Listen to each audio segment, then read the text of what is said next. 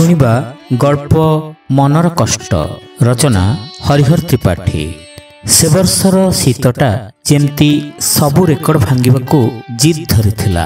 बाहरे हाड़भंगा शीत सांगकू कुहुड़ीर मोटा चादर, पुरुणा माटी कांथर फाट दे पशि आसुथिबा थंडा पवन देहरे कंटा भली फोड़ी होई जाउथिला। एमती एक थरिला रातिरे घरर गोटे कणरे थिबा माटी चुली पाखरे जीवनर सायार्णरे पहुंचिथिबा दुईटी प्राणी निजकू बंचाई रखिबार संघर्ष करुथिले। वृद्ध सनातन जाहांक देहर चर्म कुंची होई आसिलाणी एवं आखिकू भल भावर दिसु नथिला। से चुली मुंडरे कुंकुड़ी कांकुड़ी होई बसी रुटी बेलुथिले। तांकर थरुथिबा हातरे बेलना काठीटा ठीक भावरे चालू नथिले भी पेटर भोक आगरे बयस हार मानिथिला। पाखरे बसी वृद्धा प्रमीळा नई पड़ी चुली भितर को फुंकी फुंकी निया धराउथिले। धुआरे तांको आखिरु पानी बोही जाउथिला। तथापि रुटी सेकिबा पई एहा ही एकमात्र सहारा थिला। हठात ओदा काठर धुआं प्रमीळांक छाती बाजिला। एक भयंकर काश माड़ी बसिला तांको। से काशी काशी नयांत होई गले। तांकर दुर्बल शरीरटा धनु भली बंका होई जाउथिला। स्त्रीर एमती कष्ट देखी सनातनक हृदय चिरी होई गला।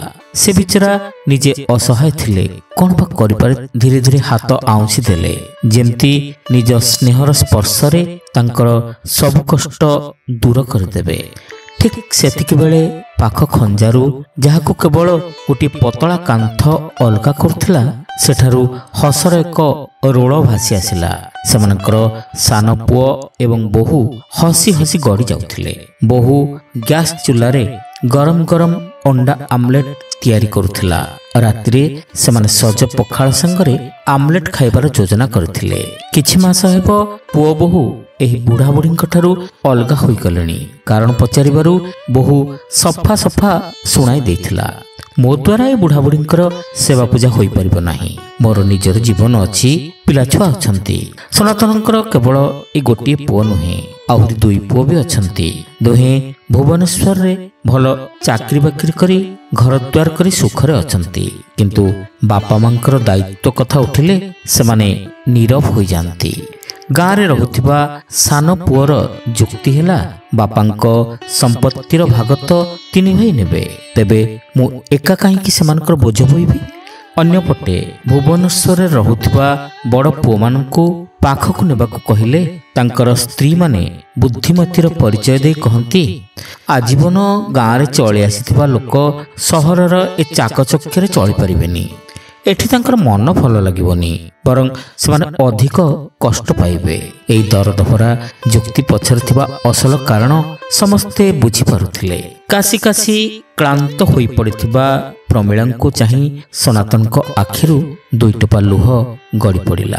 एक गभीर दीर्घश्वास छाड़ी से कहले, आलो शुणुछु, अच्छा आमर जदि जमारू पिलापिली होई नथांते तेबे? तांक कथा सरिबा आगरु चुलीर नियाकु स्थिर दृष्टि चाहि प्रमीळा क्षीण स्वर कहले, तेबे बहुत भल होइथांता। अंततः ए शरीरर कष्ट सहित मनर कष्टटा मिशी नथांता। पिला नथिले केवल शारीरिक कष्ट थांता, किंतु निज रक्त एमती पर करदेबार मानसिक जंत्रणा तो सहिबाकु पड़ु नथांता। एहा परे दुहे नीरव होई गले।